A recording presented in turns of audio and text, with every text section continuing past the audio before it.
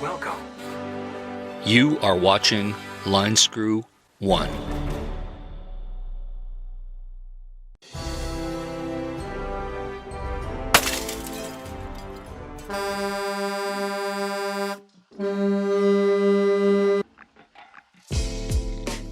Well, hello tubers, I hope you're doing well. We've got some breaking news here where Ottawa is now under a state of emergency because of the Trucker Freedom Convoy. Now, this state of emergency just means they can deploy a little bit of extra resources, which I don't think Mr. Trudeau has the actual balls to order the police to remove them. As a matter of fact, the jurisdiction of choice is the Ottawa police, which are not federal. So, in fact, Justin Trudeau has no control on a federal level over whatever the police do there in Ottawa. So, interesting to see what happens. But the bigger picture is, how did we get here? There's so much coverage with everybody talking about what's happening here and there, but I've yet to see somebody do an entire lengthy piece on how we got here and what's happening across the entire country, and even North America for that matter, because there's been so many developments in the last 8 or 9 days. I figured I'd get you guys all up to speed, so grab yourself a popcorn, pull that truck horn, salute some freedom, and I'll walk you through exactly how we got here today and what has been happening. Because as far as I can tell, the score is Trudeau 0, Truckers 4. We're going to break down that score, and I'll tell you how I arrived at that decision. You know, it's like a hockey game, but I don't even see Trudeau getting one goal in before the actual period is over. We got to make this a hockey metaphor. Why not? Canada loves hockey. Canada loves truckers. So let's get to it, folks.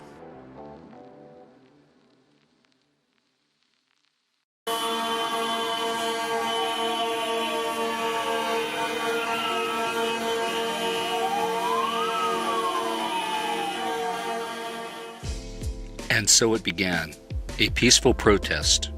Local politicians and even Justin Trudeau thought that this was just going to be a temporary protest for the weekend. Little did they know that the truckers were here to stay.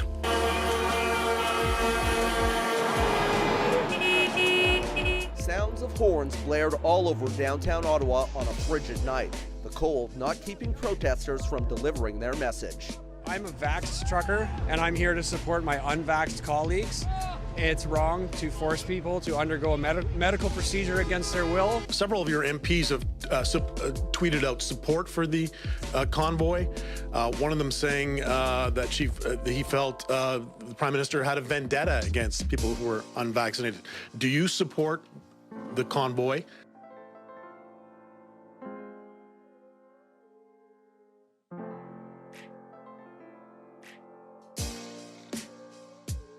You didn't answer my question about yes, I did, Glenn. You didn't say whether you are a critical tool. You didn't say whether you meet with them. And we need you didn't say what to make sure we keep store shelves full. Maybe you can answer in response to my next question, sir.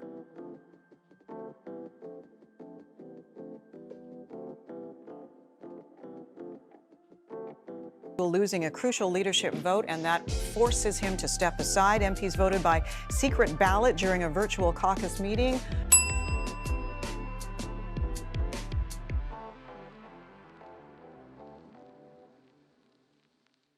The Honourable Leader of the Opposition.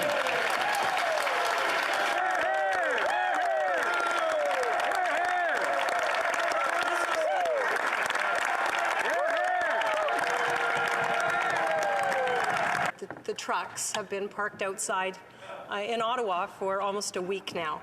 And instead of presenting a plan, which is what I think a lot of people in this country would like to see, instead of presenting a plan to work with the people who are out there to help them feel that they've been listened to, the Prime Minister is threatening Canadians with more vaccine mandates for interprovincial trade and travel. This is not helpful. So can the Prime Minister please tell Canadians what role he feels the government can play and what they can do to help solve the impasse? Thank you. Honourable Deputy Prime Minister. Mr. Speaker, allow me to first congratulate the member for Portage Lisgar on her election. Honourable Leader of the Opposition. thank you, and I appreciate the Deputy Minister's kind words, and maybe all the horns have affected her hearing because I don't know if she heard my question, so I'm going to ask it again.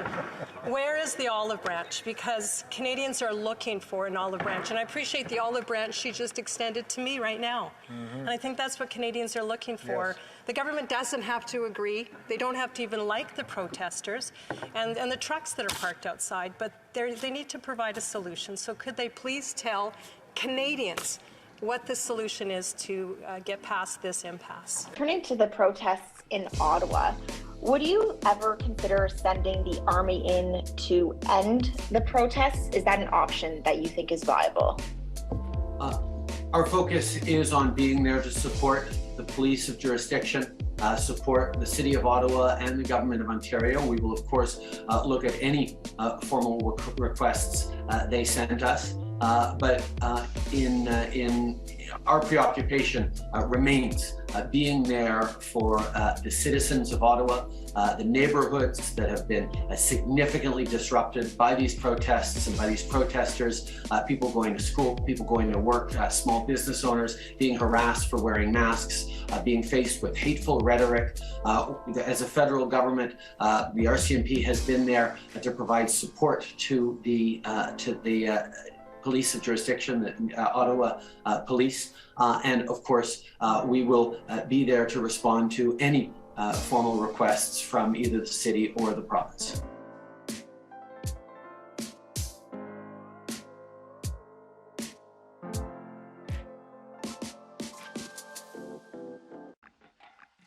Meanwhile, while all this is going on in Ottawa, at the local provincial level across Canada, many of the premiers are rethinking their local mandates of health restrictions.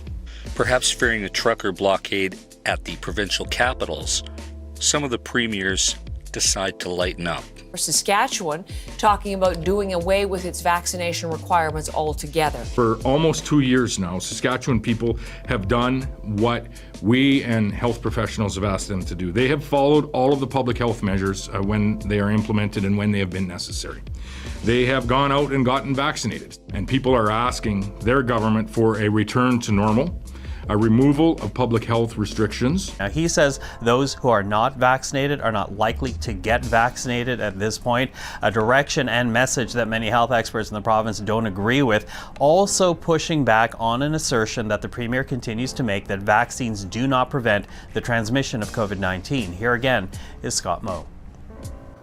The bottom line of all of this is that vaccines do work, but they are no longer working at preventing transmission in this wave of COVID-19 like they previously did in the Delta wave, at which they were quite effective. And that is why the proof of vaccination or the proof of negative test requirement that we have in Saskatchewan will very soon come to an end.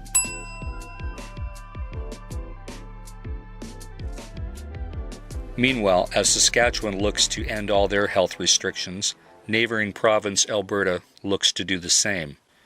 Conservative Premier of Alberta, Jason Kenney, decides that he wants to avoid the potential fallout and fate that Aaron O'Toole just experienced in Ottawa and releases this. That's why early next week, the COVID Cabinet Committee will approve a plan for the careful lifting of public health measures, beginning with the restriction exemption program, to remove almost all public health restrictions later this month.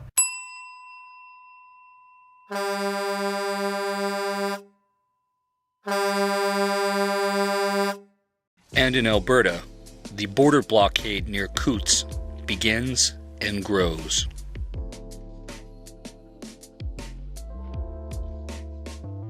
What's the scene like in Coutts? What's the atmosphere? How are people feeling? The energy's very high. Things are going good, staying peaceful. Everybody's there to stay until we reach an agreement. We're not looking to get, at any terms, violent. We're just trying to get freedom back for everyone. Just when it looked like things were moving in the right direction, a second protest started causing issues on Highway 4 in southern Alberta. Protesters actually arrived at this spot on Tuesday in a show of support for the demonstrations in Coutts, but it wasn't until Wednesday night that they actually started blocking the highway. And it appears to be a rotating blockade. However, limited traffic is able to get through, including transport vehicles headed to the border. I just want everyone to understand that we're out here fighting for our freedom and get rid of the mandates and the vaccine.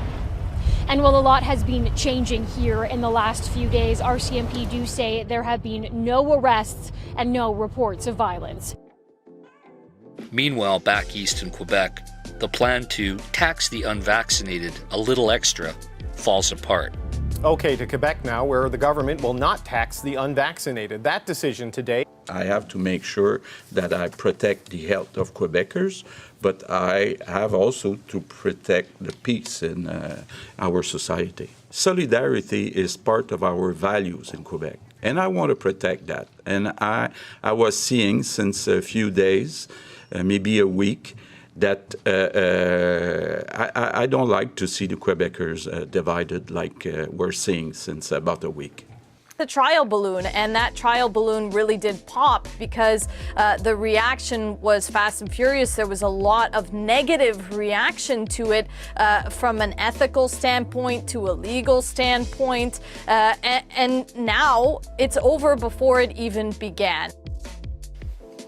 I think it's safe to say we can thank the truckers for making this extra tax go away for people in Quebec.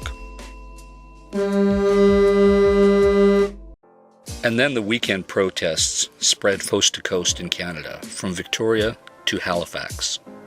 Even some lawsuits by people who seem to be aggrieved by the Ottawa protesters decided to file a class action lawsuit against the protesters due to the noise and disturbance. Ironically, even the judge involved couldn't issue an order to stop the protest because the order was unenforceable. Well, a hearing is scheduled for this afternoon for the class action lawsuit launched against the Freedom Convoy in Ottawa.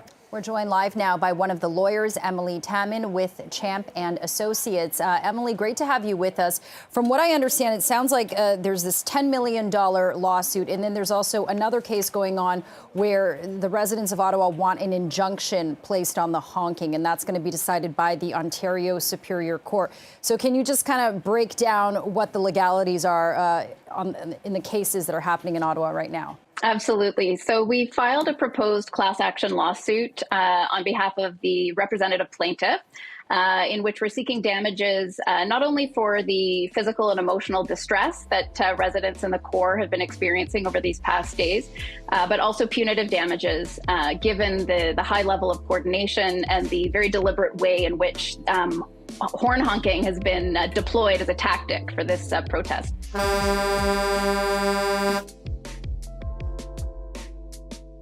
And then suddenly GoFundMe decides to cut off the nearly $10 million raised for the truckers, right after Parliament decides to subpoena the GoFundMe people.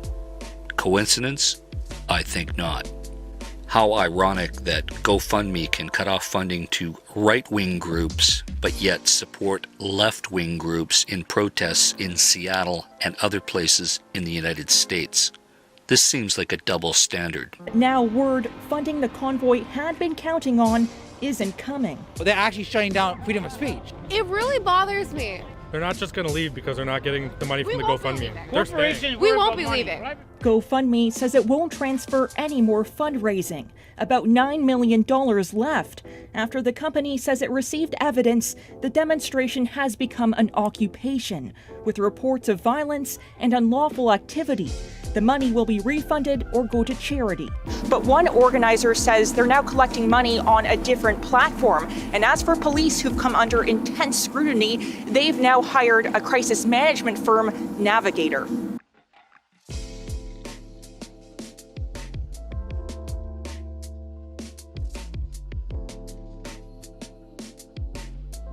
Now, Ottawa's mayor is declaring a state of emergency as demonstrations in the shadow of Parliament Hill that started against COVID-19 mandates show no signs of ending anytime soon. This is a nationwide insurrection. At a meeting of Ottawa's Police Services Board this weekend, the chief said his force is starting to buckle under the strain of what critics have called a lawless occupation. Police are now warning anyone attempting to bring gas and other supplies to the demonstrators could be subject to arrest. Convoy's fuel depot was raided and the police stole the fuel we had. They also took some food, a trailer of food. You've been polling Canadians' attitudes towards not only their governments, but also this restriction. Everyone's trying to figure out, are the truckers tapping into a real issue, or is they, as Justin Trudeau calls them, a fringe group? I would not call it a fringe group. I would say that based on the polling that we're seeing, most recently 54% of Canadians, and so that includes a lot of those people who rolled up their sleeves to get vaccinated not once, not twice, but 3 times in some cases, are ready for a conversation about whether it's time to start lifting and ending restrictions. So that pretty much brings us to today. I think this is only the first of 3 periods if we want to look at it like a hockey game. And definitely the truckers fighting for freedom have scored at least 4 goals and Trudeau 0. So I would suggest that the Freedom Truckers just keep taking advantage of that weak leadership that Trudeau offers and his hiding tactics, and just keep pushing ahead slowly but surely in a very peaceful manner, and we'll see what happens in the days ahead, and perhaps I shall do a further update to this video. So definitely post your comments down below, honk your horn, and we'll talk to you soon.